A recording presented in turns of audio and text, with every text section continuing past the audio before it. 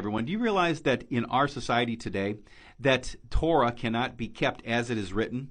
You realize that? You couldn't keep your freedom. You'd be in prison. And I say this because one aspect of Torah is capital punishment for violators. And of course, thank God we're not under that covenant right now. As we see Leviticus chapter 20, it says very clearly that if a child curses his mother and father, that deserves the capital punishment penalty and they are to be stoned. The same thing in Leviticus chapter 24, where it says without question that if someone speaks with blasphemy against the God of Israel, they too are to be stoned.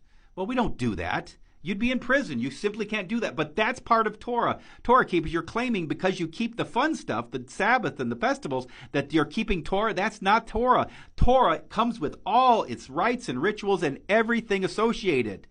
Well, my friends, you don't keep Torah. But let's move on to something that's a little more palatable.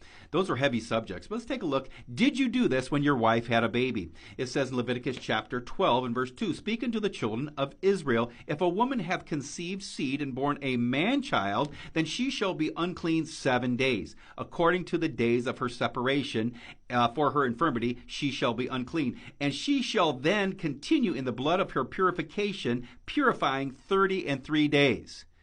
Did you do that? Of course you didn't. And if it's a maid child, a girl, it's 66 days. You didn't do that, friends. Don't be silly. It's simply absurd to just say that you're not a Torah keeper.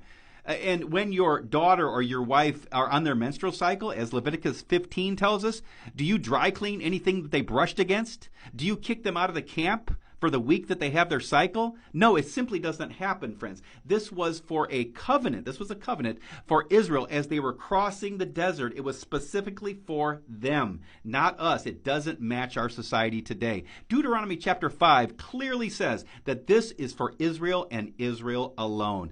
Friends, stop saying you're Torah keepers. You're not.